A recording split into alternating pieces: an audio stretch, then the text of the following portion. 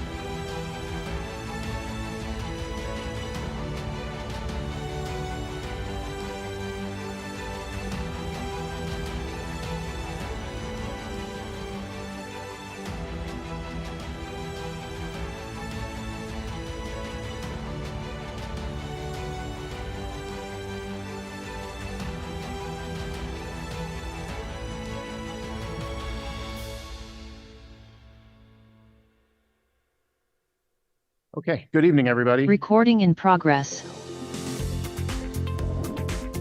Yes. Oh, it's right there. Okay, got it.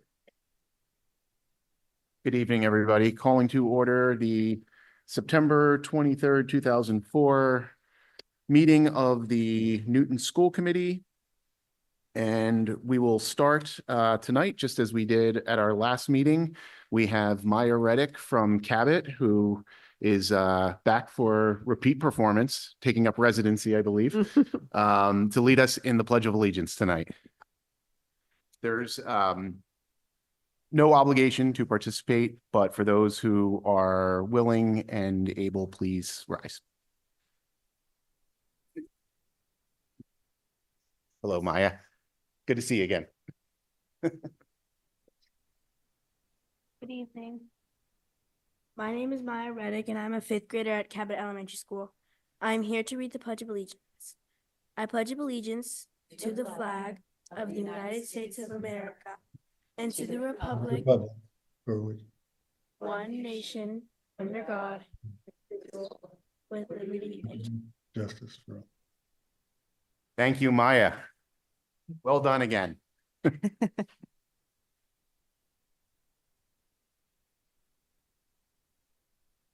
All right, public comment this evening, Lisa. 2 remote speakers for public comment. Have the. Oh, thank you. Okay. We have 2 remote speakers, Harry Ginsberg and Emma John's daughter.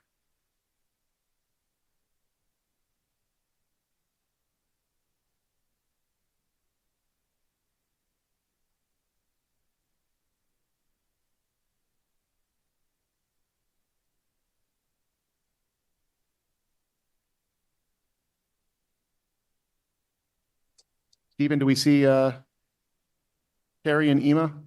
Yeah, Terry's in. I'm here. Can you hear me? Yes, we can hear you. Hi, Yep. Terry 3 Ginsburg. Sorry. Sorry, you ready? Yeah, 3 minutes to make your public comment, and Emily Prenner will give you a 30-second warning. Thank you. You can start now. Can you hear me? Sorry. Yes, we can hear you. Okay, Terry Ginsburg, 1353 Walnut Street. Good evening. I'm following up on a letter I sent to you last month regarding the ongoing facility and programmatic challenges at Newton South High School. Challenges that have persisted far too long without sufficient attention or investment. When you arrive at the front entrance to South, it's immediately clear that the school is in need of significant attention. Many of our sidewalks are crumbling, our pathways are potholed, resulting in significant flooding during rainstorms, posing a hazard for students, the community, and visiting schools. Insufficient lighting in our parking lots only worsens matters. Inside, conditions are equally concerning. A leaking roof has led to mold and mildew in areas, a leaking roof that has been there for a long time, damaging stored goods and affecting air quality. The state of our bathrooms, which has already been brought to your attention, is particularly distressing. These facilities are not only outdated, but poorly maintained, at times with holes in the walls and broken fixtures. Many students avoid using them entirely due to how unpleasant they've become. Our athletics department, which serves roughly half of our student body each season, has suffered from chronic underfunding. Water damage has affected our fitness center and athletic trainers room. Our HVAC system is unreliable at best. Essential equipment such as scoreboards and shot clocks that allow us to compete and comply with the MIA requirements are missing. We lack the required storage for such things as AED machines, and we need more basic water stations. Outside, our stadium field lacks an appropriate number of bleachers, which is a safety issue for games. Equipment storage, which helps us protect the investments that we make, and a working elevator to ensure accessibility, just to name a few items. These deficiencies would be unacceptable in any education environment, but they're particularly troubling for a school serving over 1,800 students. Despite years of advocacy from parents and community for basic improvements, little progress has been made. In addition to these maintenance issues, Newton South lacks key programmatic supports. No VOTEC program, no swimming pool, or equipment for certain sports programs, forcing our students to travel to Newton North to access these opportunities. Schools should be a place that inspire confidence, communicate care, and reflect the values we place on education. Sadly, Newton South falls far short on these expectations.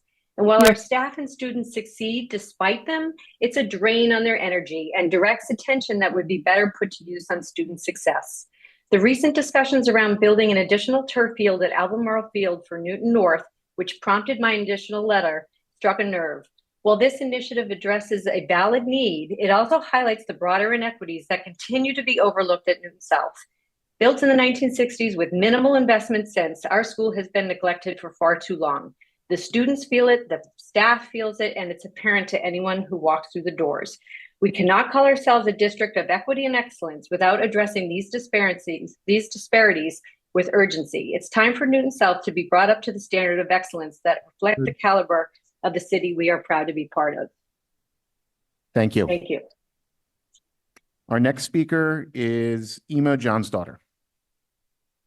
Hi, thank you for having me. My name is Ema Johnsdaughter. I live on 156 Warren Street. I am the mother of a disabled 10th grader at Newton South. I am co-chair of the Newton Commission on Disability, and this past year I served on the Newton Public Schools Anti-Ableism Curriculum Working Group. Tonight I am speaking for myself. I'm here to express my strong support of the proposed revisions to the fiscal year 25 MPS system-wide goals submitted by the CPAC board on September 16, 2024. It is concerning that MPS leadership is not including our disabled and neurodivergent students in the goals beyond a mere mention, especially given the challenges this marginalized group continues to face on a regular basis. Their challenges should never be normalized to the point where it is deemed unimportant for them to take up space in a document as important as this one. Same goes for not including the CPAC, a group of dedicated parent advocates who desperately need your support as they speak up for 20% of the student population, our most vulnerable children. If this year's goals intentionally only includes items that are at the top of the priority list, like I heard mentioned at the last school committee meeting, then where does that leave our disabled and neurodivergent students? Beyond the issues the CPAC advocates for regularly are items that have been discussed within the CPAC membership for years, yet never seem to get priority. And I have personally highlighted in one-on-one meetings and in emails with some of you here. They are inclusive and accessible field trips, inclusive emergency and evacuation drills, inclusive school events, for example, offering a sensory-friendly room at every event, improving accessibility at old school playgrounds, improving accessibility at our school buildings, and make sure automatic door openers and elevators aren't broken on a regular basis, accessible and inclusive lunchrooms that allow students with disabilities to have a choice in where they sit, ableism, hidden in plain sight, and mostly normalized. These issues greatly affect our children's social, emotional well-being, which by extension affects their ability to learn. Our children have enough challenges in their daily lives, and it would be most helpful if we knew they had strong advocates in NPS leadership and here on the school committee. You have 30 seconds. Dedication to disability equity with a value statement and regular space in DEI discussions is timely, and Newton Public Schools can easily be a leader in this area. A revision and further clarification to the system-wide goals would be most helpful to our community. Thank you. Thank you. Lisa, that's all our speakers for this evening. Okay, thank you. That concludes our public comment period. And did you want us to move to? I just relayed. Okay. It's the way it should be. Okay, thank you. Okay, perfect. Thank you. All right, so we'll go to our consent agenda next. We have 7 items on here. A vote for policy ACE or non-discrimination, including harassment retaliation, policy ACA/ACAB, non-discrimination policy on the basis of sex, NPS rights and responsibilities handbook, Newton North and Newton South student handbooks. We have a state reimbursement of $338,000 for McKinney-Vento transportation to accept, $43,000 transfer of the textile recycling funds, minutes of our September 9th meeting, and there's a memo on field trips. So with all that, is there an item that or any items that a member would like to pull for further discussion? Yes, Rajiv. Sorry, I didn't hear you mention the MOU with NISA, which is listed on here. Yeah, that is being pushed till the next meeting, just due to some logistical So that is issues not on of the list. getting that settled. Yep. We just have to give NISA a chance for their attorney to review it. Any items that a member would like to pull for further discussion? Okay. Is there a motion to approve the consent agenda? Rajiv? I motion that we approve the consent agenda. Okay, thank you. Moved by Rajiv. Is there a second? Second. Second by Paul. And we'll take a roll call vote. Ward 1? Yes. Ward 2 is yes. Ward 3? Yes. Ward 4? Yes. Ward 5? Yes. Ward 6? Yes. Ward 7 is vacant. Ward 8? Yes. And Mayor Fuller. Yes. Okay, that passes 8-0. And now we will move on to the superintendent's report. Great. Hello, everyone. Thank you for being here with us this evening, in-house and online. A bunch of items have come up since we sent this memo to you on Thursday, some of which I couldn't put in the memo because they were embargoed. So we're going to have some special guest celebrations this evening that I'm really proud to tell you about. So the National Department of Education issues what they call the Blue Ribbon Schools Award every single year. This is the National Blue Ribbon School Award. And if you would like to watch today's announcement about who received those awards, it's nationalblueribbonschools.ed.gov. We are thrilled to announce that the Ainger Elementary School is one of those schools being nationally recognized. And the criteria for that recognition is that in their state accountability and achievement data, they have received 97% or above on their accountability score, and 70% or better at meeting targets in all subgroups within the school and in the aggregate. In addition, a school nominated for this award has to have more than 20% of its students considered high needs within the school. All of those criteria are met by the Ainger School. And I'd just like to share a little bit about our education team and principal at Ainger, and then invite Principal Orla Higgins Averill, or Dr. H, as she's known to her students, to come and speak as well and explain her thinking and theory of action for why the team has had so much success there. Dr. H, the principal of Ainger, has been with us in that role since 2000, and well, she was an assistant principal in 2014 and became principal in 2020. As principal, she creates an inclusive school culture built on collaboration and trust, student-centered decisions, data-informed practice, and continuous professional learning. The research about principal impact on instructional leadership is deep, and Dr. H has the MTSS model and structures for allowing her teachers to harness the power of coordinated team and collective teacher efficacy. And it is the model that we hope to scale across our system. Indeed, our recent revamp of the elementary school day was designed and modeled on Ainger's work.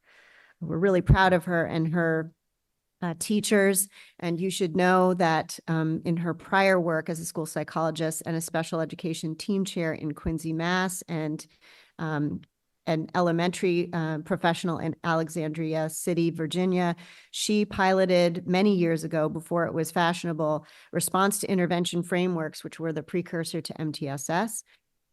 She later earned her PhD studying MTSS and writing about it and system change and leadership.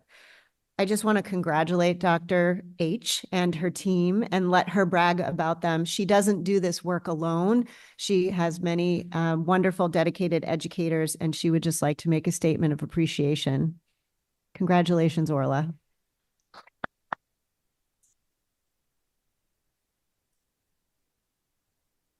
Nice to see everybody.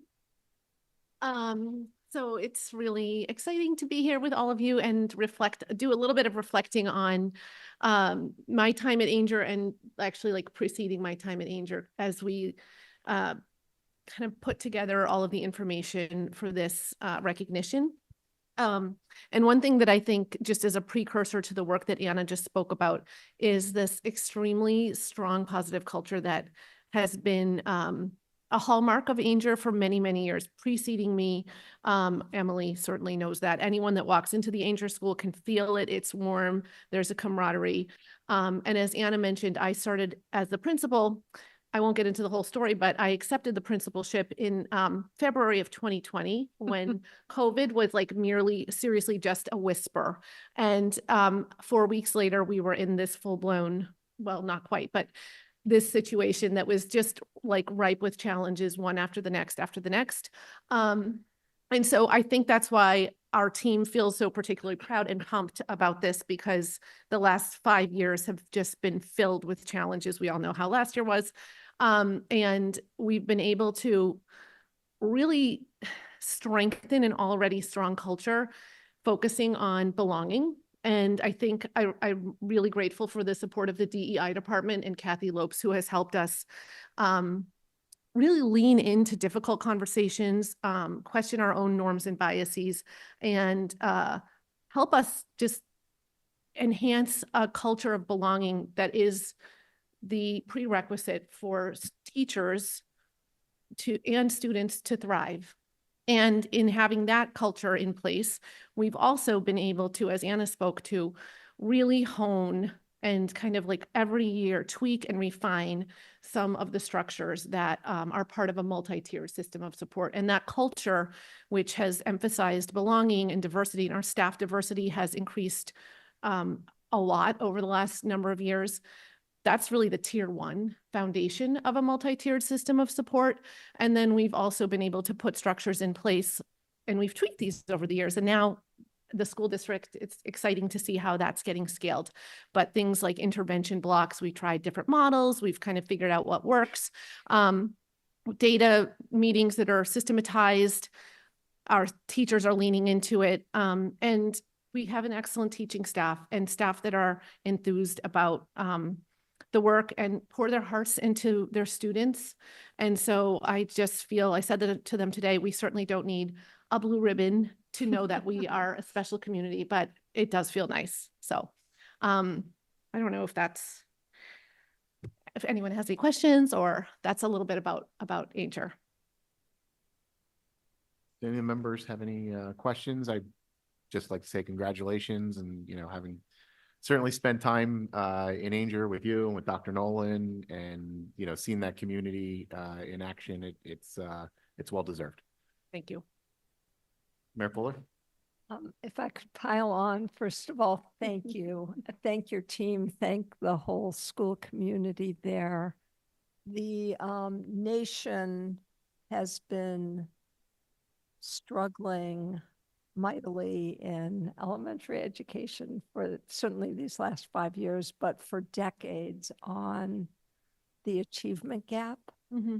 And as you said, centered on making sure that people feel that they belong, then you can turn to all the many elements that you've built to make a real noticeable difference and be one of a very special community of schools that are tackling a big issue in a big way. Well done, and thank you. Thank you. Emily? Just really quickly, I'm so thrilled. Ainger is such a special place. It just is. Mhm. And a huge thank you to you and the amazing staff at Ainger. They've been amazing since my kids went through, and I know that they're continuing to be so. So congratulations Thank to you. and the whole Ainger The whole community. team. Thank you. Thank you. Thanks, everybody. Thank you. Thank you. Just a few other updates. We're never told exactly when the MCAS results are going to be unembargoed. So that day is tomorrow. So families and the school committee will receive memos from us about that, and a presentation will come down the line about the actual results. So stay tuned for that. I'm hoping for more good news channel there. Just want to alert the community and the school committee that there's no policy change required here. We already have an animals in school policy. It's policy IMG in our school committee group, which has apparently existed here a long time. We may be having service animals for the first time in the Newton Public Schools. So we've been creating those procedures, and we will alert any school classroom and school building if that does come to pass. There is an interactive process that goes with service animals. So I just wanted you to know. It's actually kind of unusual that you haven't had any so far, but it's a new moment for us. One in Newton South. That's a support animal. It's not a service dog, so slightly different designation. So we'll be out in front with communication if that animal will be in contact with any particular classrooms.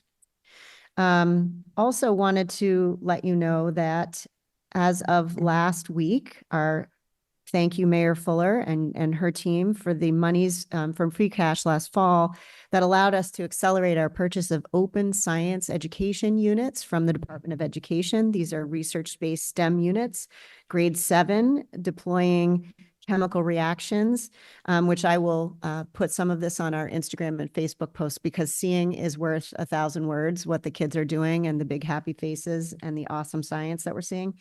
Grade 6 light and matter units, and then they will have 3 additional coordinated units this year, 3 units in grade 8, including another chemical reactions unit.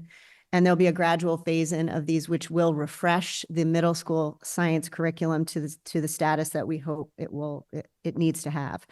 So really excited. Thank you, Liz Butler Everett, who leads the curriculum work there out of the Office of Teaching and Learning.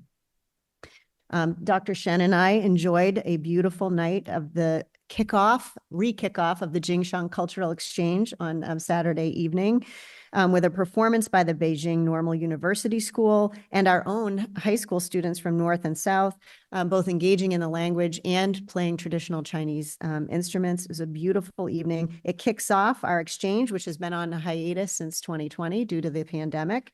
And they'll be traveling out there in January. It's a very exciting evening. And then finally, I just wanted to let folks know that the pre-K to 22 math curriculum review and internal audit was kicked off on Friday with a district-wide steering committee led by Dr. Flanagan in teaching and learning, and with the assistance of our math content consultant and all of our department heads and curriculum leadership. Details of what is involved in this will come in Dr. Flanagan's entry plan later in the fall, so you can see all of the component parts. But that is much needed work, and there will be community feedback given through surveys and student feedback. So I know there's been a lot of calls for that on social media. It's coming, don't worry. You have before you in my memo also just an overview of summer school attendance, which I had given you in a previous year. I want to congratulate Brown educator Catherine Lobo, who's been elected to the WIDA Consortium, which is a consortium across the United States around English language learning. This is a very high honor and a hat tip to her expertise as an English language learner educator. Another congratulations to Newton South High School, who has been designated as a national award winner for Special Olympics. There's only one of 19 schools in Massachusetts this year who are receiving this Special Olympics designation. And this has to do with the inclusivity of sports and unified sports offerings at that school. For those who don't know, unified sports are for students who may have disabilities and would not easily participate in other more traditional MIAA sports. It is competitive, it is interleague, and South is shining in terms of its amount of inclusion and advocacy here. So congratulations to South. And finally, hat tip to Stephanie Gilman, who's here with us this evening. Green Team captains are at every school now as of our last contract negotiations. The meetings have kicked off. 37 attendees, energy, excitement, enthusiasm for the sustainability work. And the funding last year came from DPW grant funds, but now this is something that's enshrined in our way of doing business here. Facilities joined the meeting, looking at ways that we can upgrade our sustainability practices. And thank you, Stephanie, as the leader. The group's energy and creativity certainly flow from your energy and creativity. So it's great to have you here. The last part of the goals are actually my proposal to you, last part of the memo are my proposal to you for goals for this year. There's two parts here. One, the indicators you have to choose around the superintendent rubric, and two, particular goals from they're called student learning goals or professional practice. So my proposal to you is that since we had a somewhat interrupted year last year, if you would consider keeping the same selected areas from the rubric, I would like to give you a more robust demonstration of that activity. And then second, under student learning goals, I actually set a goal around the coordinated math program evaluation as my goals and outcomes as well. So to support that team, to indicate to the community the importance of that work and the outcomes. And in terms of the listening tour I've done for the last year, it is the thing that gets brought up at every single meeting that I am at, and every single barbecue, every single time I talk with parents. So taking it seriously. And some student outcomes will be that this year there will be 3 student benchmark assessments for students in mathematics added and shared with parents as they come up throughout the school year. And a second would be that we would be planning future targets so that we can nail those disparities, those achievement gaps we heard about in terms of some of our subgroup populations in our schools, that we would start to systematically set targets for addressing those.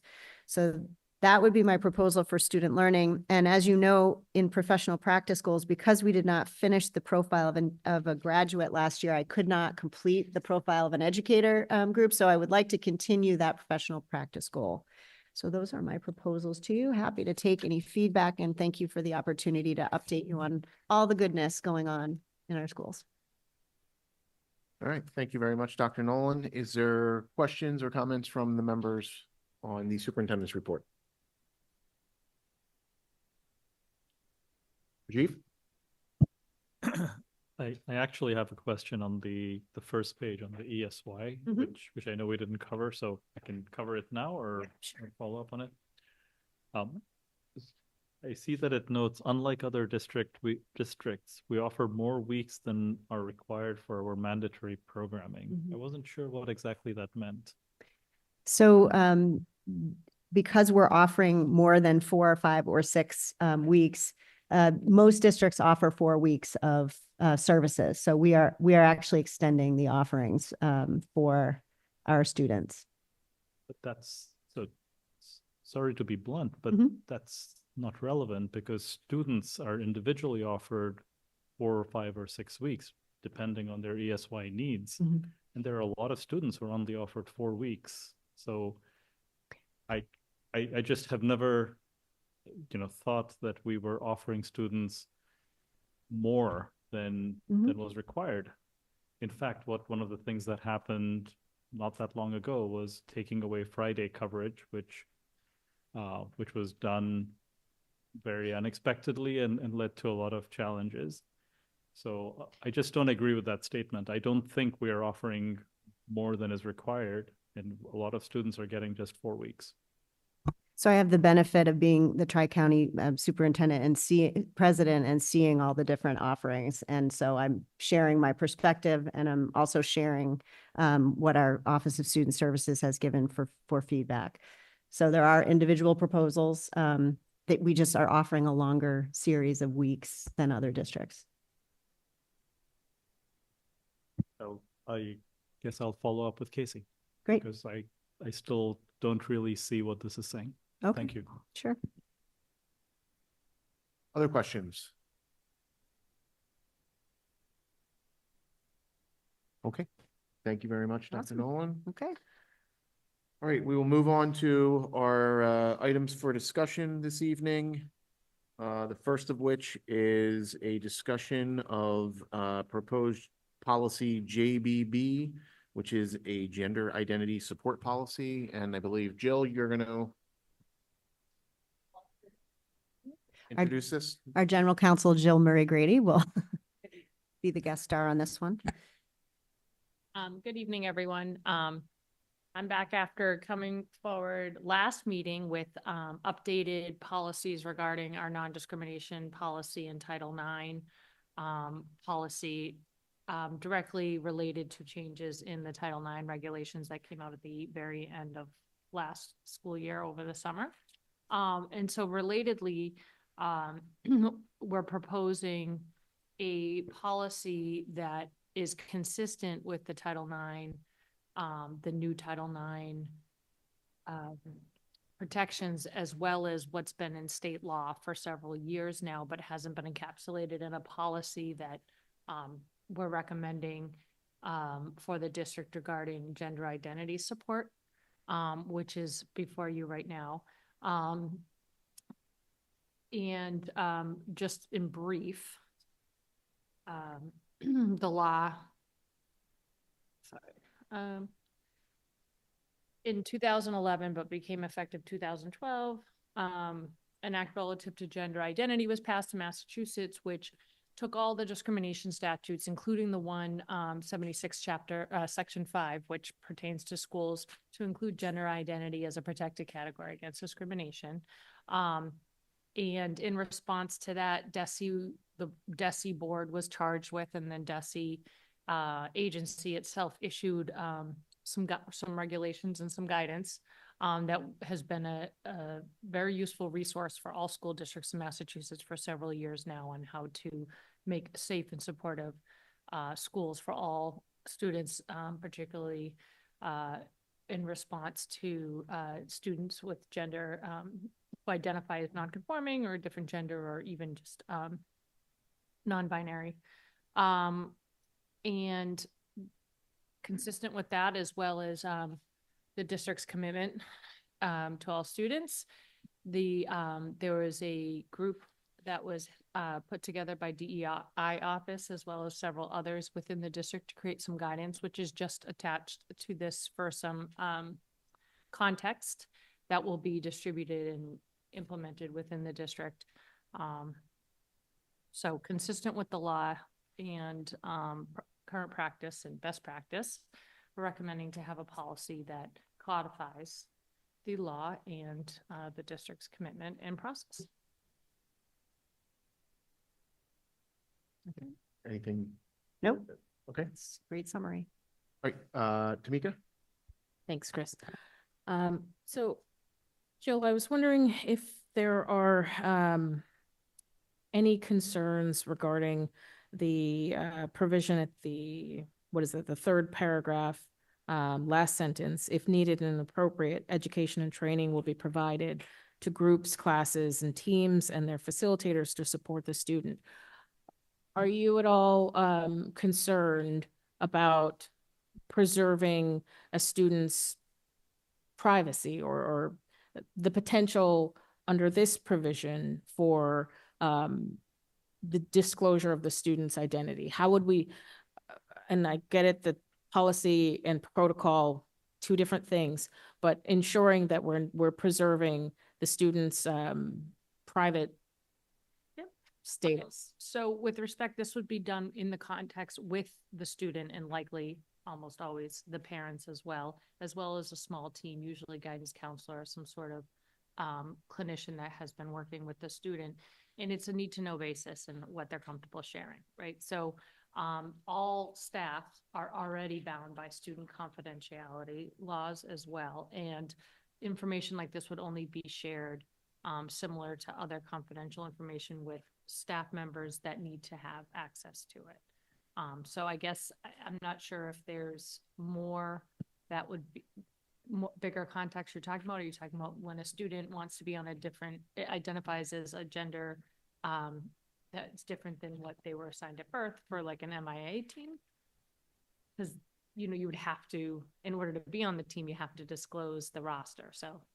Right, but more, I guess my concern is just that the student's private, you know, there might be instances where the student's private identification is part of the disclosure to the group, to the class, to whomever as part of the education. So if I'm understanding you correctly, this situation would only arise in concert with the wishes of the student and the parent, and therefore they would be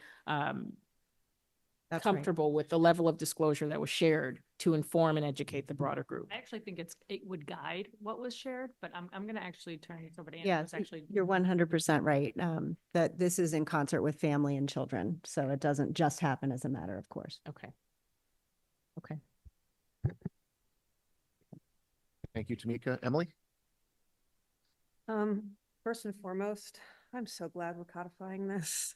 This makes me very happy that we have something official in place that, again, codifies all this. I'm also happy and supportive, no pun intended, that there are going to be support plans with appropriate groups of adults as well as the parents and the child.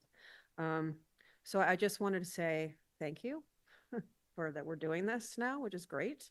And the other thing I always go back to the YRBS because it's where we get so much of our data. It's going to be very interesting to see what the trends are. And I'm hopeful that this process and these procedures and these support plans may help students feel safer in the building. They have trusted adults that they can go to, and that the disparity in the numbers that we've been seeing over the last couple of years level out. Thanks. Thank you, Emily. Other questions? Mayor Fuller? I just ask a tough question. Our policy is in line with state and federal laws. What's this Massachusetts law about confidentiality related to a student's gender identity when it comes to parents and caregivers and guardians? I just am unfamiliar with.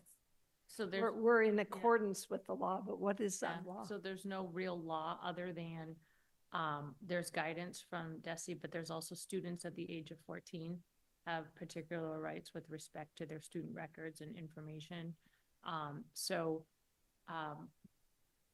And parents do have rights to their student record information until, the student reaches age of majority. So it's, starting at age 14, student also has, equal rights to input in that information and access to it, but the law does not exclude parents from accessing or including that information. Now, there's the law, and then there's practice in terms of what's affirmative and proactively shared, and that's obviously a hot topic that's under litigation at different parts in the state.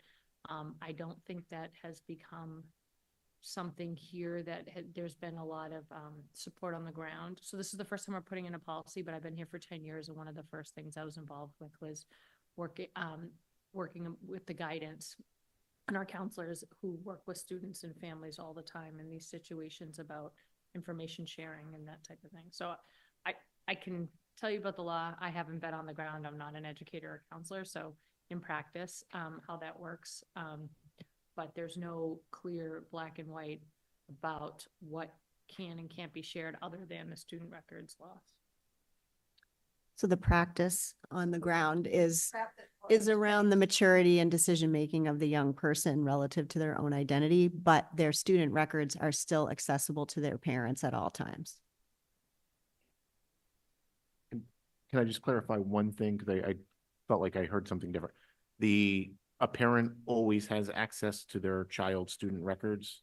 I mean, if they have legal custody, unless there's a court order or something that otherwise, until they turn the age of majority, in which case the student is the sole decision maker unless they give some sort of shared rights to parents. Okay.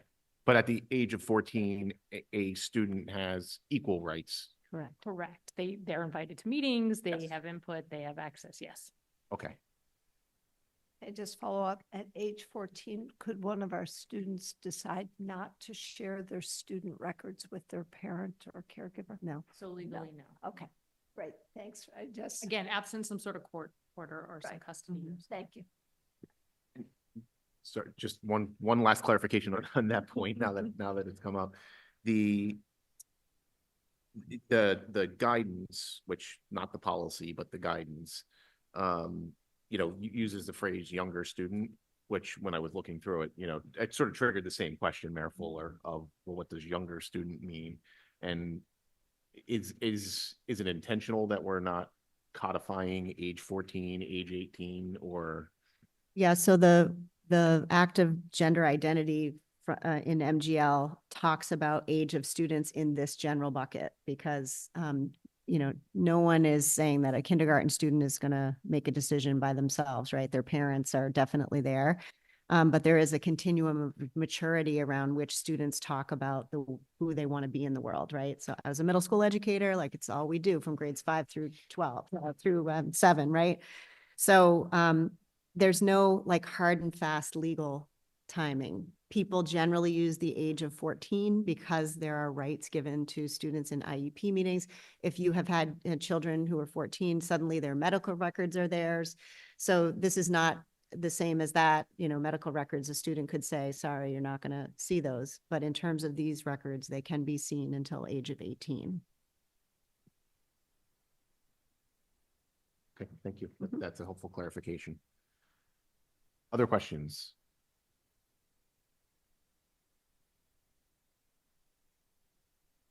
Okay. One last final question I would have. Is there any way that this meaningfully deviates from state or federal law? The policy? Yes. No, it's actually consistent in codifying Okay. applicable federal and state law. I was almost certain that was the answer. I just wanted that to be on record, that this is wholly consistent.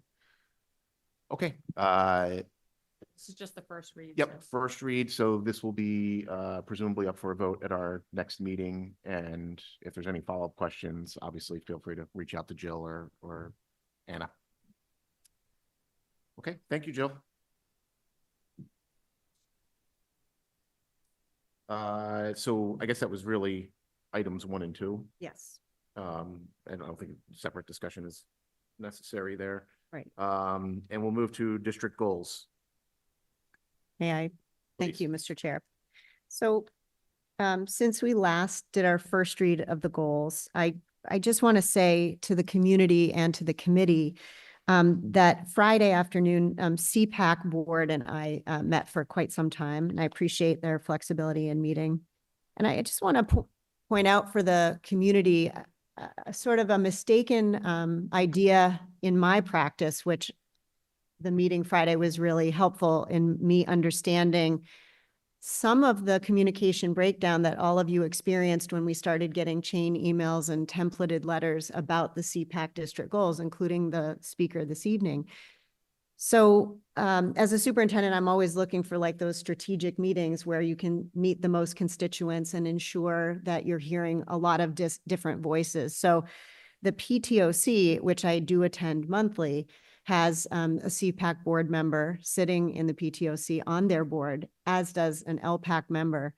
So to me, this was like the meeting to attend because I would be receiving feedback from all of these areas. That was a mistaken understanding on my part, as the CPAC board let me know that they do not feel that that meeting is a place where they can bring forward their full range of needs. So my prior understanding was that meeting plus the regular Office of Student Services meetings with CPAC was feeling like a good communication loop to the CPAC board. This goals exercise has clearly illuminated that there needs to be another layer of interaction, and we want that. And I've also heard feedback throughout the community about the issue of the sole emphasis of our diversity, equity, and inclusion work being on race and not on other subgroups such as students with disabilities. And so I just want to say very directly to everyone, we are very committed to supporting our students with disabilities. And indeed, after Casey and I left one of these meetings this week, we thought we plan with the tier 1, tier 2 in mind so that access and inclusion and engagement are for all types of learners. We have learned through this process that we need to do a better job of portraying and feeding that back to our community. And to this end, the CPAC board and I have agreed to meet on a quarterly basis in addition to the existing other meetings that are happening, because no one wants to feel like they have to use chain emails and come to public speak to have their messages understood. And so the administration here cares very deeply about all of our students, and our entire team is focused on making sure that equitable access for all types of learners is what we do. And as you heard from Dr. Higgins, that all students feel that they can belong. So it was a really good learning exercise. And I did write to the board, to all of you, just explaining some of the feedback that went back and forth between CPAC and I, and has now some of it been incorporated into the district goals. And I just appreciate the opportunity to have that dialogue, and I look forward to your feedback on the district goals as they are now revised. Thank you for that helpful context. Questions, comments from members?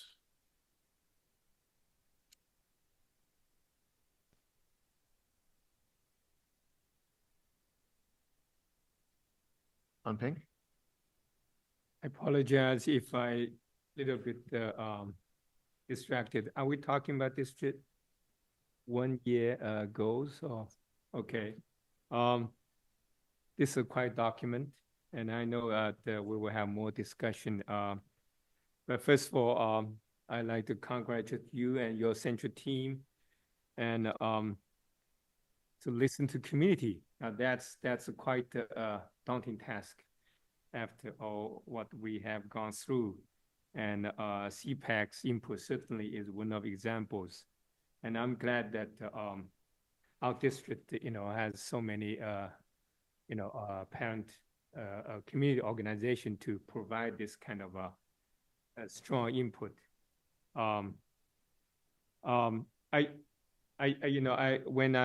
When you shared with us about the input and you edited this plan, I was impressed.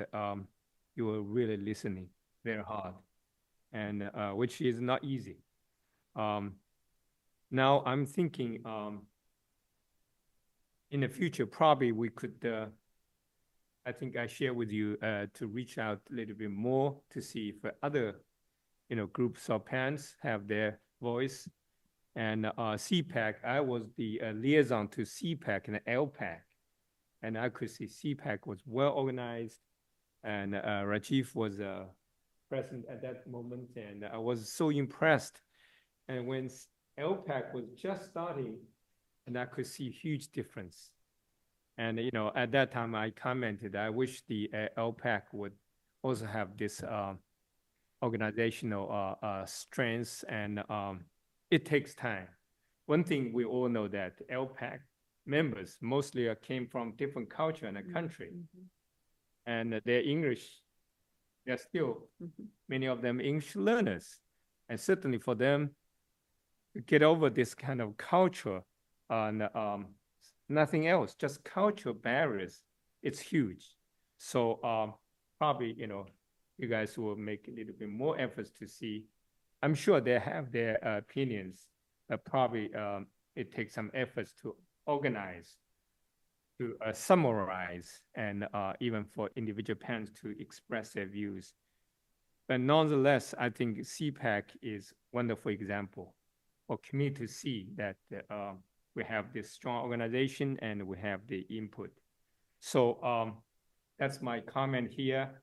And I know there are some other parent groups, probably they haven't formed yet, thinking about the public hearing we had at Newton North. At that time, how many parents, over 100 parents had the input for the public hearing. And I'm sure that those parents might have their views, and probably this will take some time. Certainly, I heard individual parents would come to me to share their views about the curriculum and programs, but I haven't seen any well summarized, coherent input yet. Okay, that's just my comments, and I have 2 specific questions. And regarding the audits on page 9, I'm very happy to see that, as you noted, the math curriculum from K to 12 will be audited by outside auditor.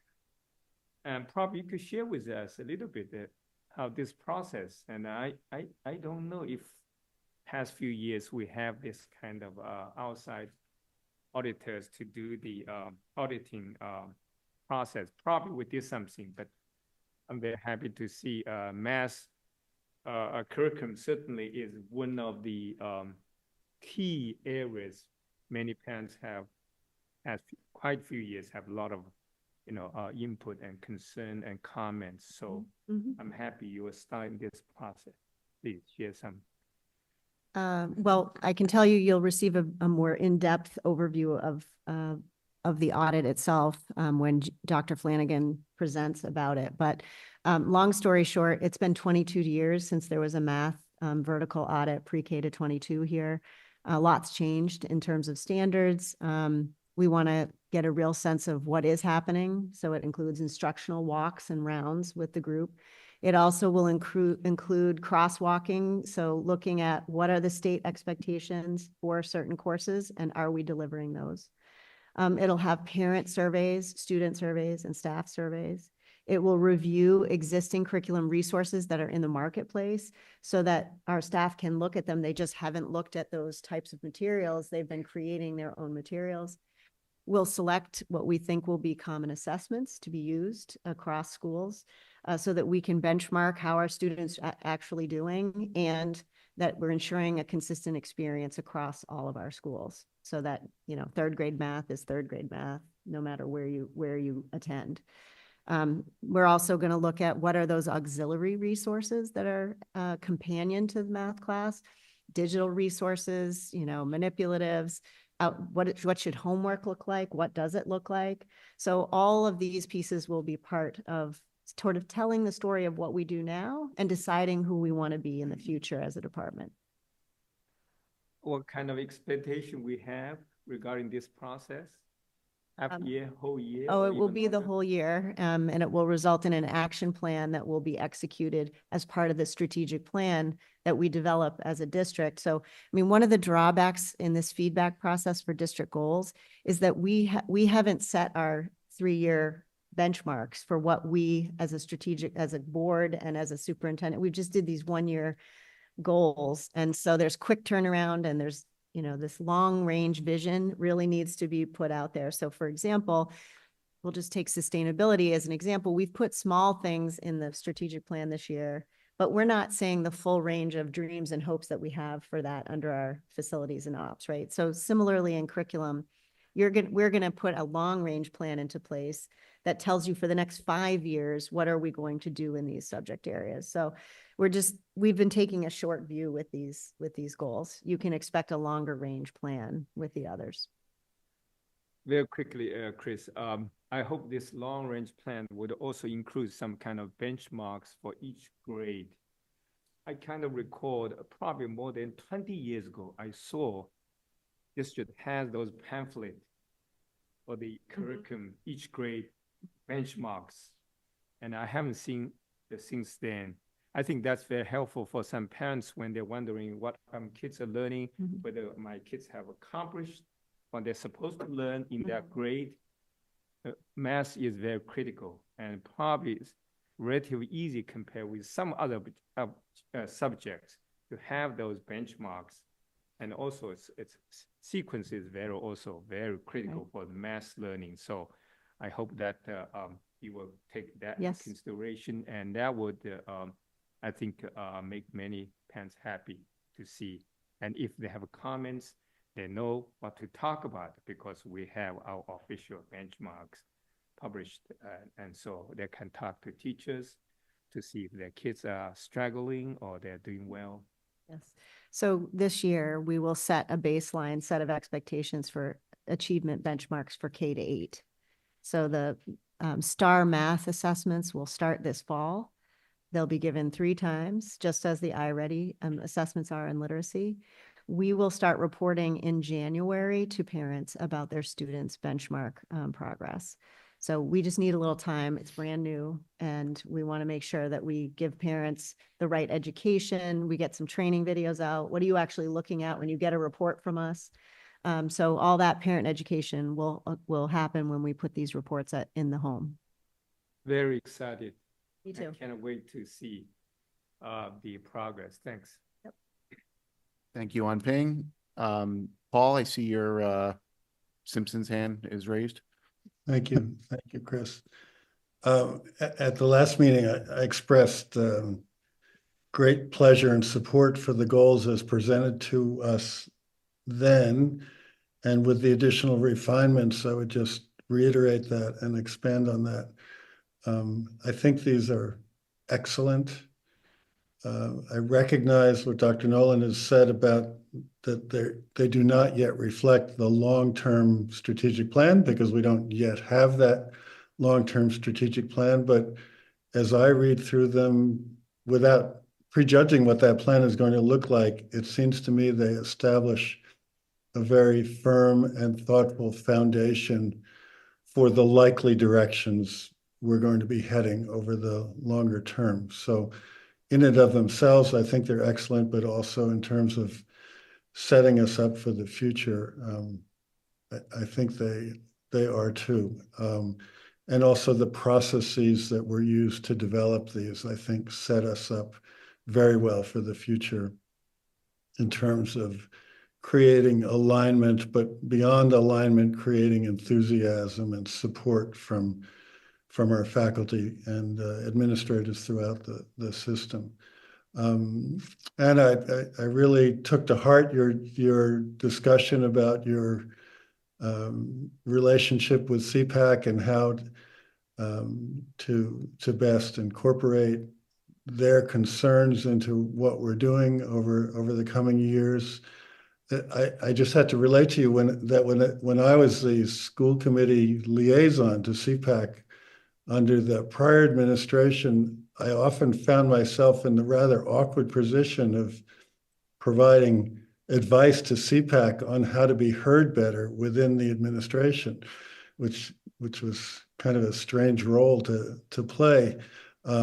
So I think what you're describing is well needed and will be well appreciated by CPAC members and the families they represent, and is a great step forward for both them and for NPS in general. So thanks for your flexibility and your work on that, but also for the goals as a whole. Thank you very much.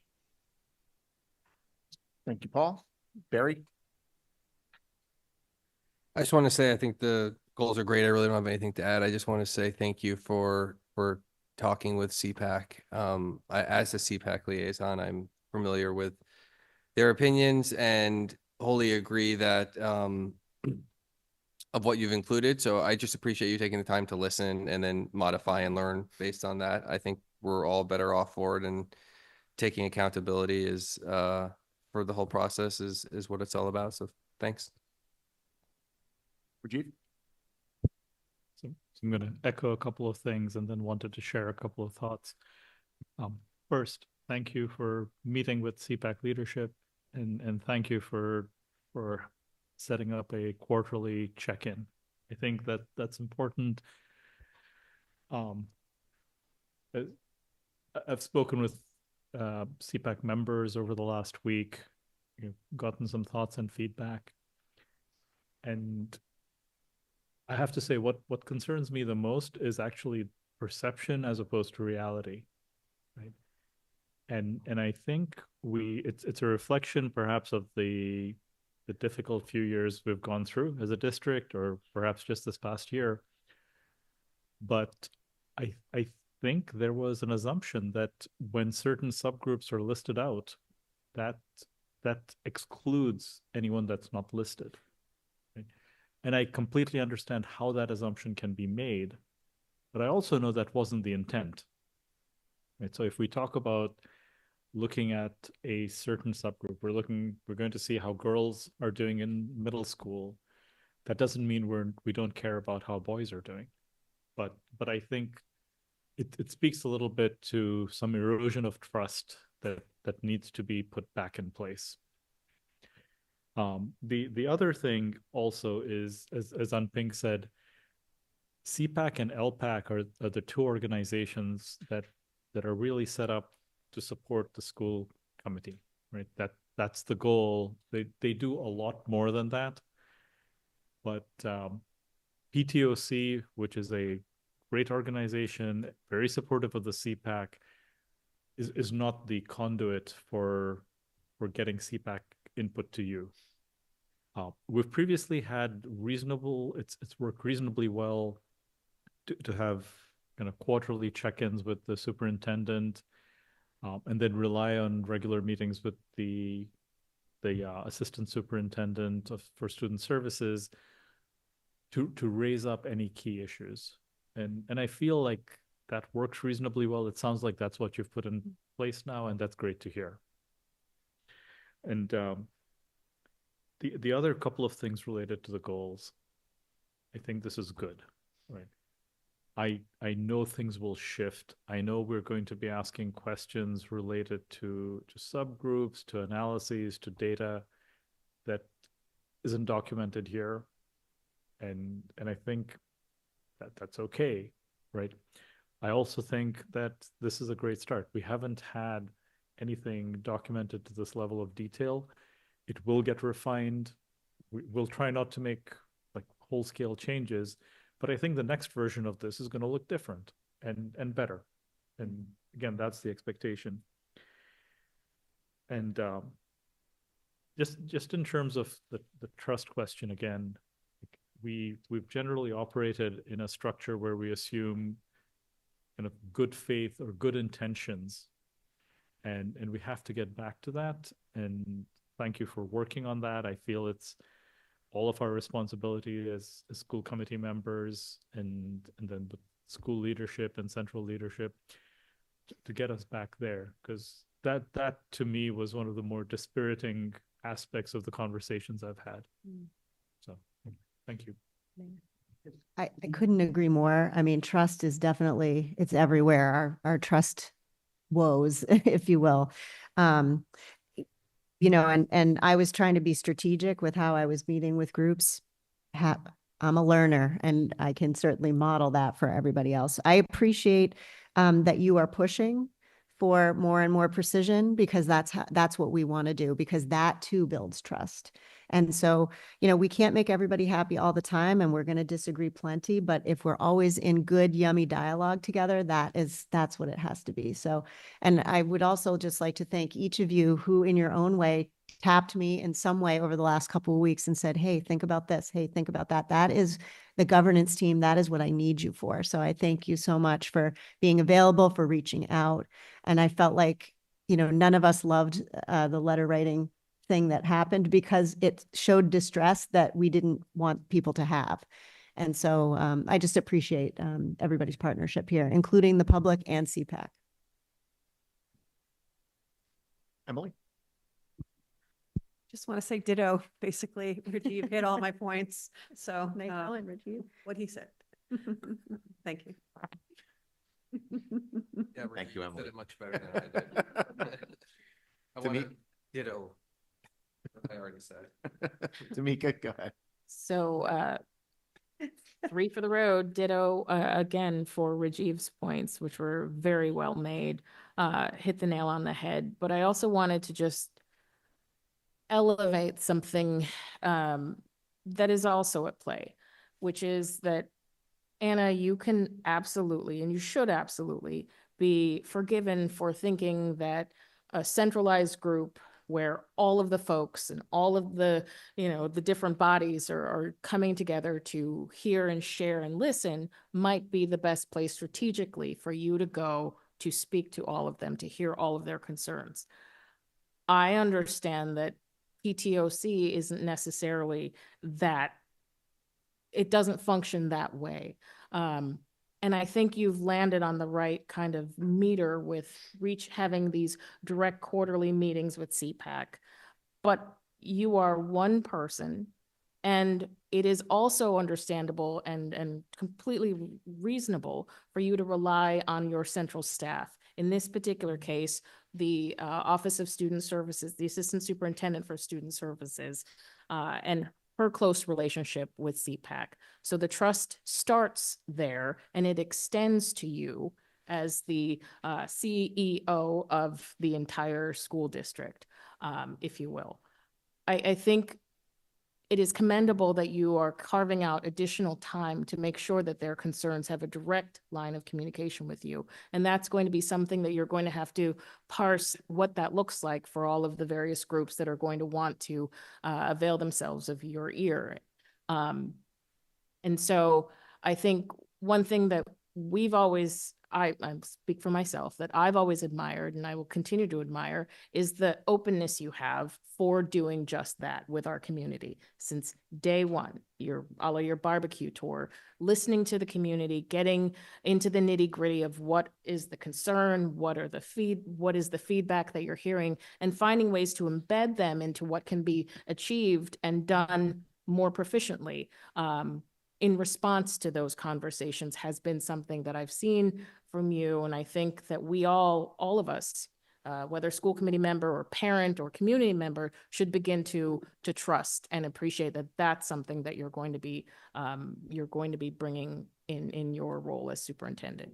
So the goals are very excellent. I agree with Paul's assessment, with Rajiv's assessment, as I said, well stated. Thank you. Thank you. Any other comments from members? Okay, I'll just share that, you know, and I'm not gonna beat on the CPAC engagement piece anymore. I think that's everyone's covered that. The you know, the thing that I would just like to thank you for in putting these together is I really feel like we're moving down that path to having this sort of very concrete action plan. And when you read through here and you have curriculum audits and you have curriculum deployments and you have MTSS and scheduling and you have, you know, things on the books to meet with union folks to figure out how the day is going to, there's just, it's just every single goal has these very concrete actionable steps that lead to some sort of student outcome, which is, you know, this is, I feel like what a lot of people on the committee have been looking for years is how do we translate goals into actual student outcomes?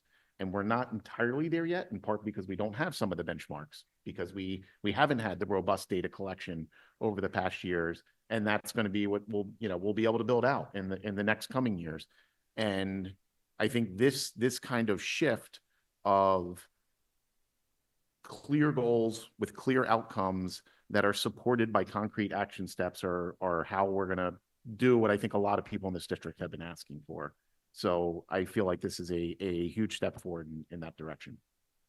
Thank you. With that, if there's no other comments, is there a motion to approve the district goals as presented here? I'll move approval. I'm second. Okay. Moved by Paul, second by Ping. Is there any further discussion on that motion on the floor? All right, then let's take a roll call vote. Ward 1? Yes. Ward 2, yes. Ward 3? Yes. Ward 4? Yes. Ward 5? Yes. Ward 6? Yes. Ward 7 is vacant. Ward 8? Yes. And Ward 9? Yes. Okay, that is 8-0. Thank you very much. And we can move on to our next item. We have fiscal and operations and facilities recap for year 24.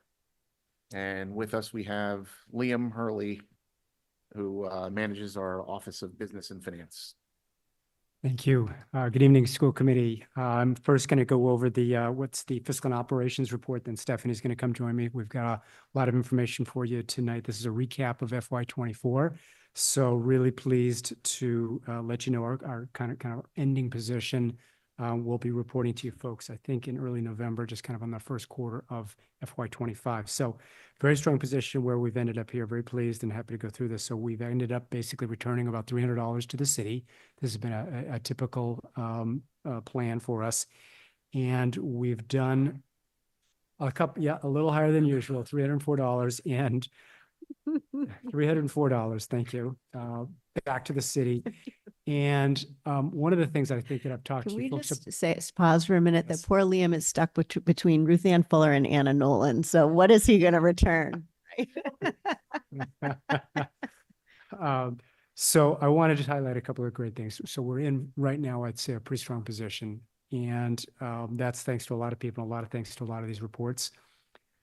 This gets somewhat technical, and one of the things that I would say is that remember all of our budgets are actually linked. So FY23, FY24, FY25, which we're now in, and then into FY26.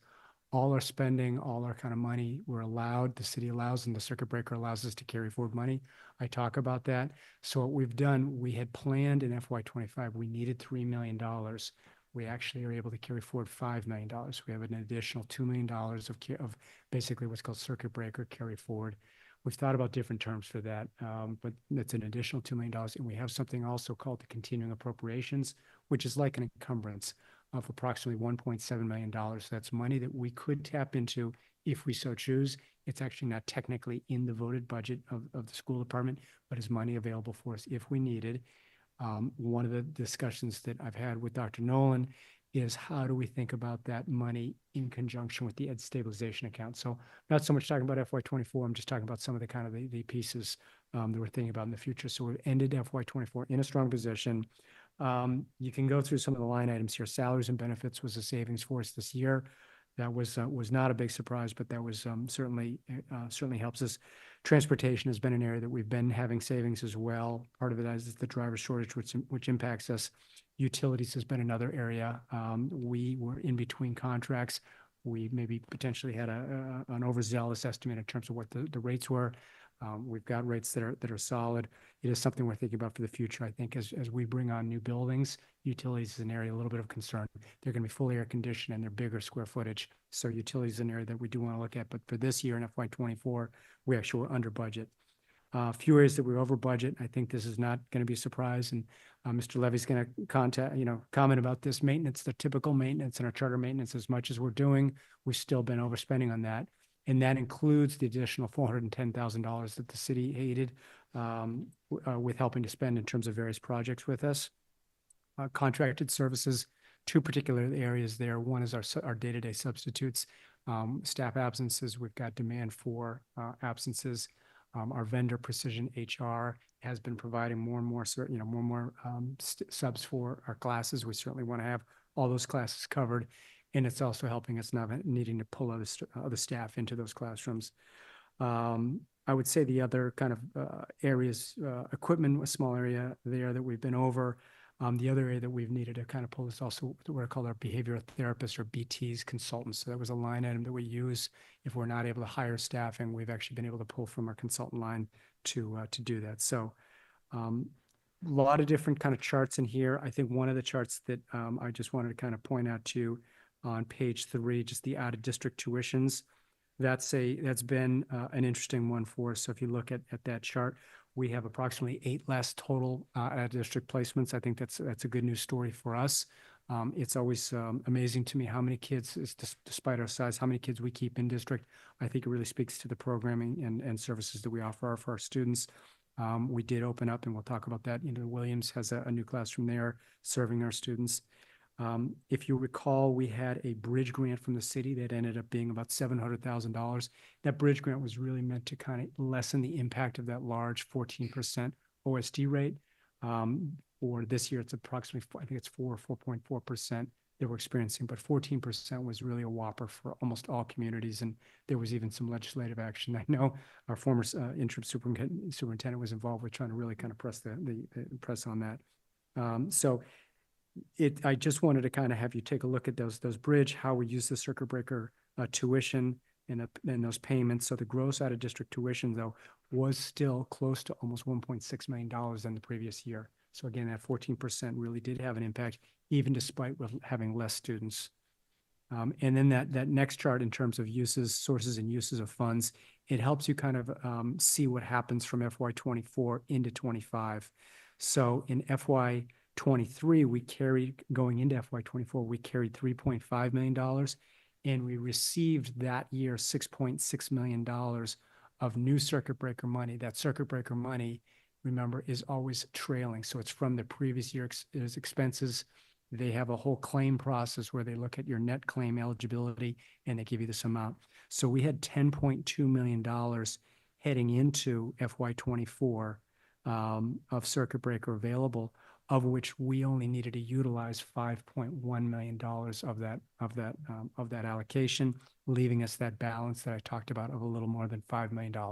So just to kind of understand how that works, again, that money needs to go towards special education services, but we use that basically to offset tuition and some small personnel costs, and it really helps our district.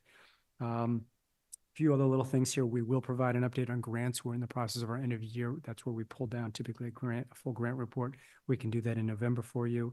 And then I did want to mention fees. It feels like a long time ago, but back in FY23, the school committee, after the override, did approve a pretty significant fee increase for families. We continue to maintain kind of the stance in terms of financial availability for any family in need. But you can see we are up close to almost $700,000 in total fee increases. Athletics, transportation was a big one. If you also recall, with transportation, we added the fee back to the elementary families as well. We were not doing that before. So food services, you're aware we have a new vendor. Amy Meester is working incredibly hard with our food service manager, Stacia and Aaron with Chartwell's. I'm hearing the food is good. We're working through and making sure we've got good, we want staffing at our buildings. That continues to be another challenge for us. So I've mentioned this before. We are audited every year. So we have an end of year audit. We engage with Clifton Larson Allen. That's the city's accounting firm that does that. And then we also typically have, the city also typically conducts some financial reports with its group that meets and looks at various departments. We've done special education, we've done athletics. So we're thinking about what we're going to do again this year. We did athletics several years ago. We may look at that again in terms of making sure we're protected. If anything is done, we have to have a management response and kind of what our action plans are. If there's anything, we've in the past only had very small findings or even just basically corrections or typos. So that's the end of your report. We're starting FY25 in a really strong position. I think some of the ideas to think about how we use that kind of going forward through this budget, as well as various budgets we've got coming forward to us. Thank you, Liam. Concise, good information as always. Did you have anything you wanted to add? I just want to say you've heard the numbers. I just want you to know the value that this team is really trying to spend taxpayer dollars at lower rates and really trying to cull out any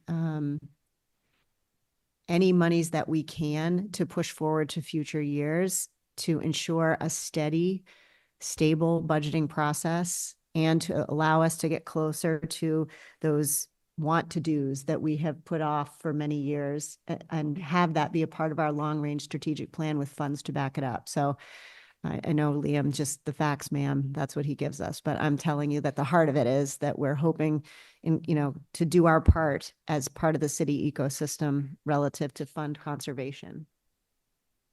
Thank you. And I know I've said this before, but I think it's worth repeating as we look at, the great shape we're in right now. And, we had really good fiscal stewardship this past year to get us there. But, over the 7-8 year period, while, until we get to that glorious day of the city achieving its fully funded status on its pension and things get easier, we still have that future budget deficit hanging out there. And I have this discussion with Liam and Dr. Nolan all the time of, we're going to do what we need to do to make sure we're doing what we need to do for our students. And, you look at this past year and our budget expanded by greater than 5%. We hired, new staff at several levels to deploy MTSS for high school STEM.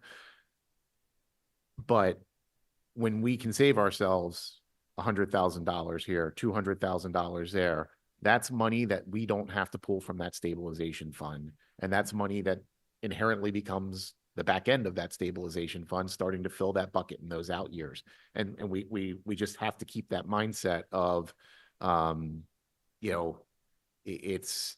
it's not just that, hey, we're in a great position today, but we've got to be thinking about this over the longer term. And how do we defease that liability going in those out years? So I just wanted to share that's the mindset that I've been encouraging us to have. And I think that's that's been a lot of the discussion that I've personally had with Liam. Comments from other members? Rajiv. Just to thank you. The memo is comprehensive as always. And also I know it takes a lot of effort to get to where this has brought us. So certainly appreciate the fiscal management that went into it. Thank you.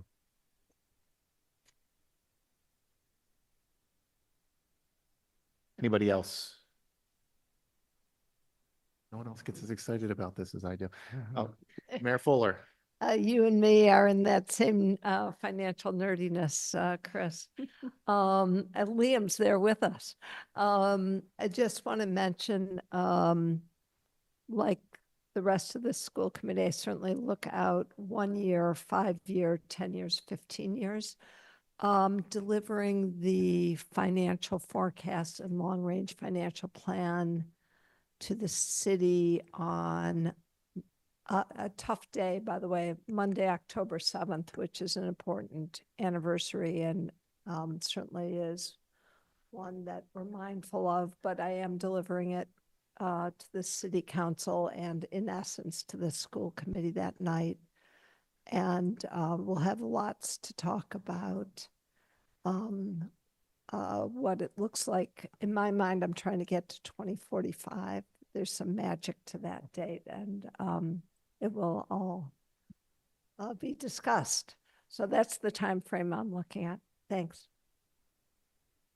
Thank you. Any other comments, questions? Okay. Thank you, Liam.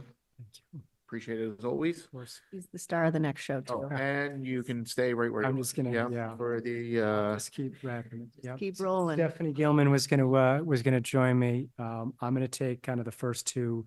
I'm gonna just kind of roll through these. So David Stickney, we've got a lovely memo from him to me, and then a nice facility update. So I'm just gonna kind of roll through these.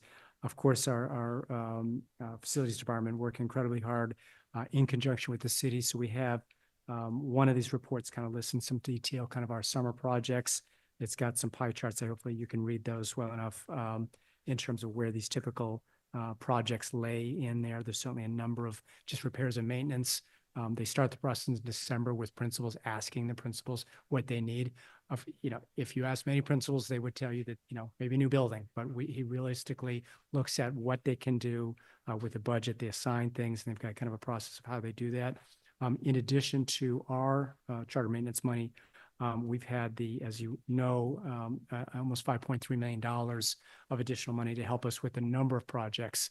The status of a lot of those projects are some of them are complete and some are still ongoing. So the report kind of highlight those areas, but really a lot happening. I'd say not just the major building projects, but even just smaller building projects or smaller just projects in general. We heard a caller tonight. Certainly the work is never ending, and we've got to stay at it. The buildings, we still have aged buildings, and we've got to continue. We've got to maintain those buildings, and even our newer buildings, we've got to keep those up as well. So the demand and requests are there, and there's going to be continued requests for funding on these maintenance projects. But I think this report that Mr. Stickney kind of outlines gives those areas. There's a more kind of a broader range facility report that Stephanie really put together. You obviously know about the 4 large projects that we've got. As a reminder, and Stephanie and I keep reminding each other, this coming June, we have 2 moves coming up. So when it's really there on us, so we'll have 191 Lincoln Elliott moving into 150 Jackson. They'll have that space. So next September, they'll be opening that up. And then Horace Mann, currently at 225 Nevada, the plan is for 1 year move from 225 into 191 Pearl. We took a tour with Principal Nardelli and one of the teachers. They actually were happy to see the inside of the space and see a lot of storage spaces. We're going to go back there and take a look at the busing and drop-off and parent drop-off area and staff parking. That's going to be a bit of a challenge for us, particularly because 150 Jackson and 191 Pearl are about 100 to 150 yards apart. So that's we haven't had those 2 functioning schools happen. So that's going to take some planning. I think there'll be some challenges we experience, but I think we're going to take a look at it. We've got the long parkway right along that building. So, we're going to be up to the challenge, and we've got to make those, get those students in. We're expecting 5 or 6 buses to come from the Horace Mann community over to 191 Pearl.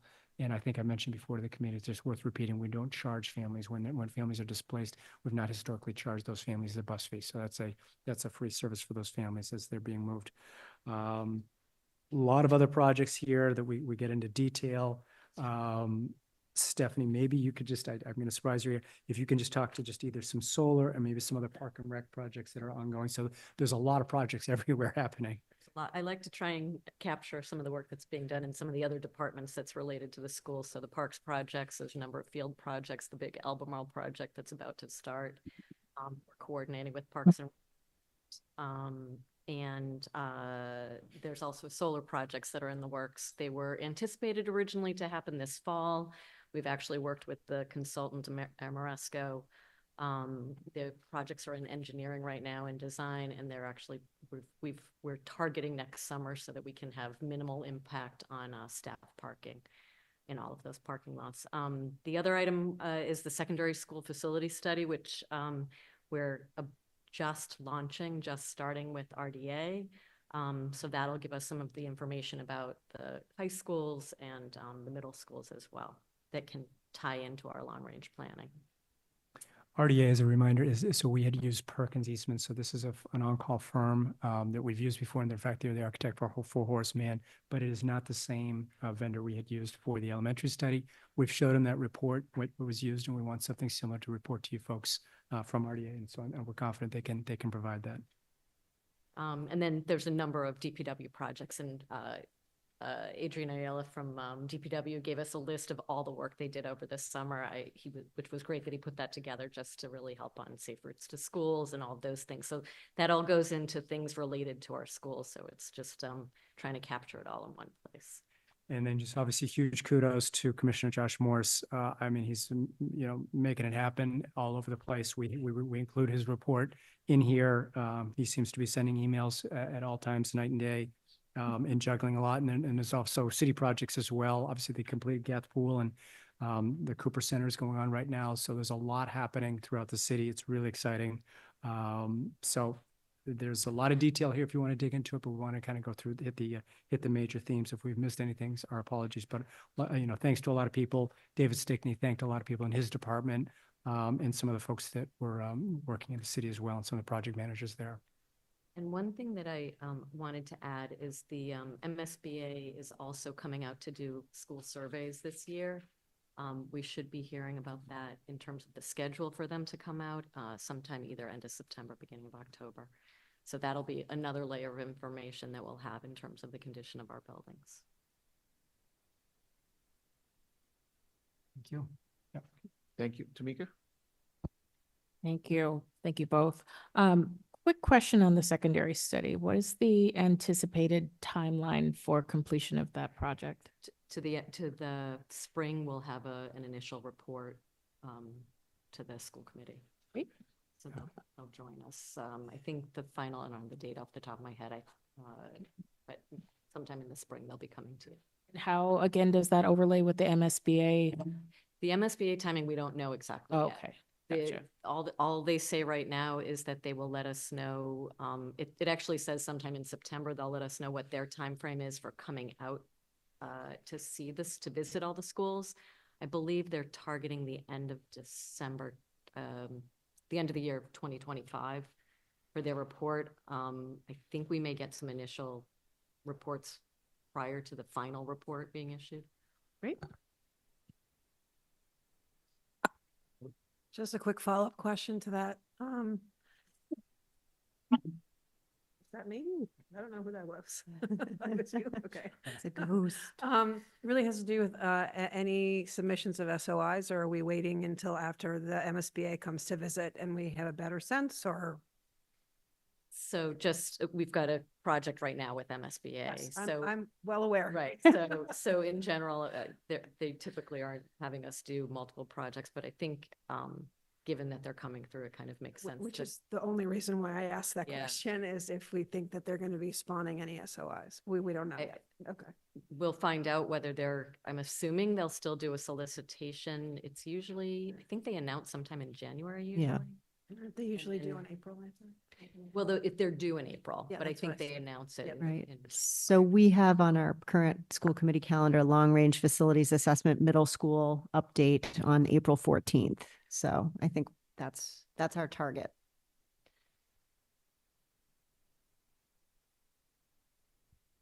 Other questions? Yep, go ahead. We heard our first public comment tonight was very involved, passionate parent at Newton South, outlining the many places that could use additional maintenance.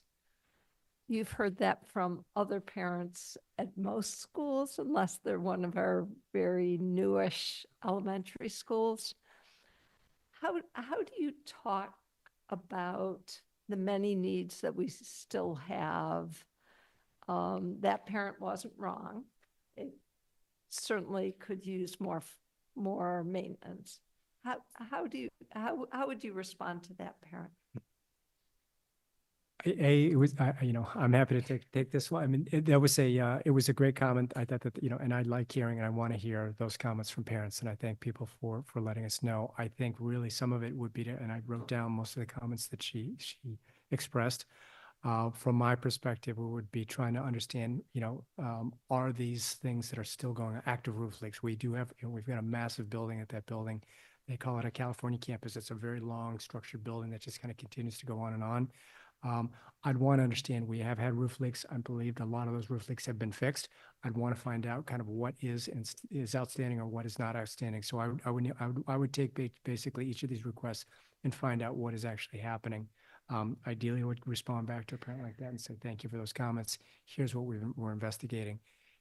At the end of the day, there are so many facility and maintenance needs that are building. So a building like Newton South could use probably millions and millions and millions of dollars of repair work to potentially even science classrooms, things like that. We don't have the current funds right now in our budget to do that. So I think it's really trying to think about the strategic things that we can do that make an impact on students. So certainly water in a classroom or water damage. We want obviously our buildings to be, those mechanical systems to be working, heat and air conditioning to be working, things like that. So there's curbing works this person addressed outside. There's sort of physical asphalt, parking, things like that. Those are major projects. Those would be projects we'd have to think about, long term. But from my perspective, I think the way we focus on what's going to impact the students and what can we do and finding out. So, Dr. Nolan, I'm not sure if you had a different response to that. No, I wish Dr. Roundtree was still here. Our new assistant superintendent for secondary actually has a targeted operational round system that he is bringing to us from Boston Public Schools, which will allow us to map the things that community member Ginsburg brought to us relative to a health and safety ranking, and then getting in the way of classroom operations. And so we would, if you will, have our own list, our own punch list prioritized by health and safety, learning environment, those type of things. So we actually do our first set of rounds using his template this week. We start at Bigelow. We already went to Tammy after the same parent reached out to us earlier and asked her for a prioritized list of items. So we too would like to address those lists, and I believe we can over time.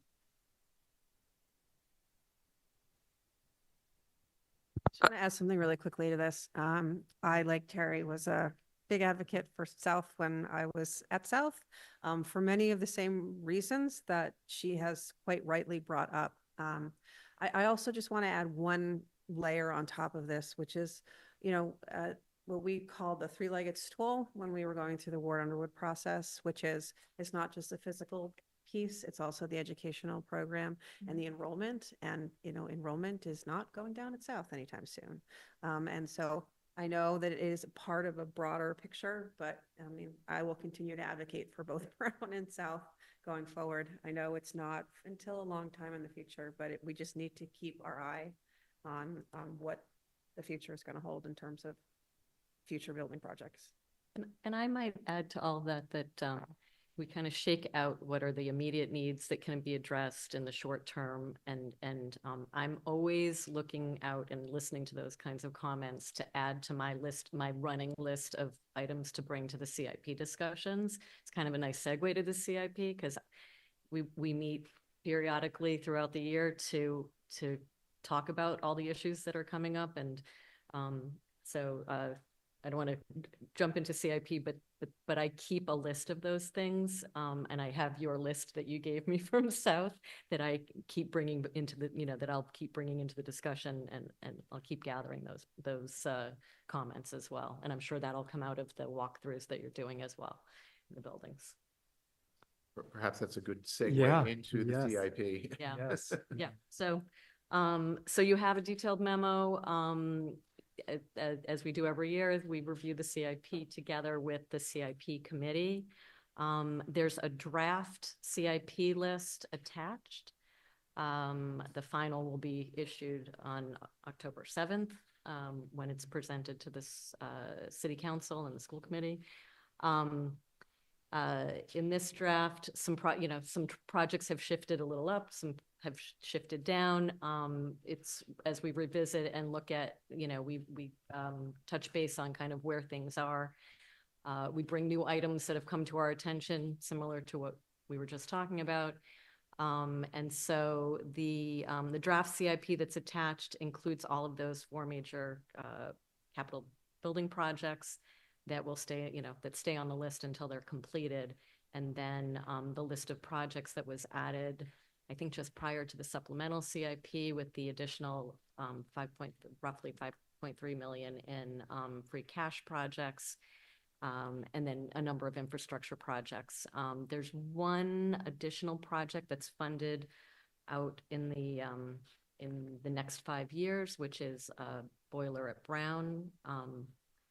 And otherwise it's projects that have either previously been funded, and those projects that I just mentioned. So the final CIP that gets issued on the 7th may be slightly different than what's attached. I just, I know that they're still in ongoing conversations, and things get tweaked throughout until the final last minute when it goes to the printer. So, and then again, I also like to highlight that there are projects that we only have the NPS projects in the attachment, but when you see the overall CIP for the whole city, there will be a number of projects that are school-related projects, but that are listed with either public buildings or Department of Public Works, Parks, Recreation, and Culture, including the $3 million for the auditorium at Lincoln Elliott. So just be mindful of those when you're looking at the overall CIP. I don't know if there's Any CIP specific questions? Yep. Oh, and then Paul. Sorry, Stephanie, you mentioned funding for the auditorium at Lincoln Elliott, the new Lincoln Elliott. So I probably missed it in one of the emails, but it sounds like those funds are going to be applied toward the construction and cover at least the part of it that's related to renovating that whole space. Is that right? So it was bid as one project. Right. It's just that the funds, and maybe the mayor wants to speak more specifically, but the funds were allocated under 2 different departments, but it was bid as one project. It's not a separate project. It's part of the project. Okay. Thank you. I can add on. We have a really special situation at 150 Jackson Road where it was an unusually large auditorium, one that you would never normally build for an elementary school. So we've been working in very close partnership with the Lincoln Elliott educators, with Stephanie and Liam, and Dr. Nolan and superintendents before, to continue to have, it won't be as large as the previous one, but still, I'm trying to remember, 500 seats, something. Just under 500. Right, maybe the first digit is a 4, a really large auditorium. Obviously, during the school day, it will be used by the Lincoln Elliott community, and the Lincoln Elliott community will have first dibs, for nighttime or weekends. But we're going to maintain it as a city auditorium under the aegis of the Public Buildings Commissioner, and work very collaboratively.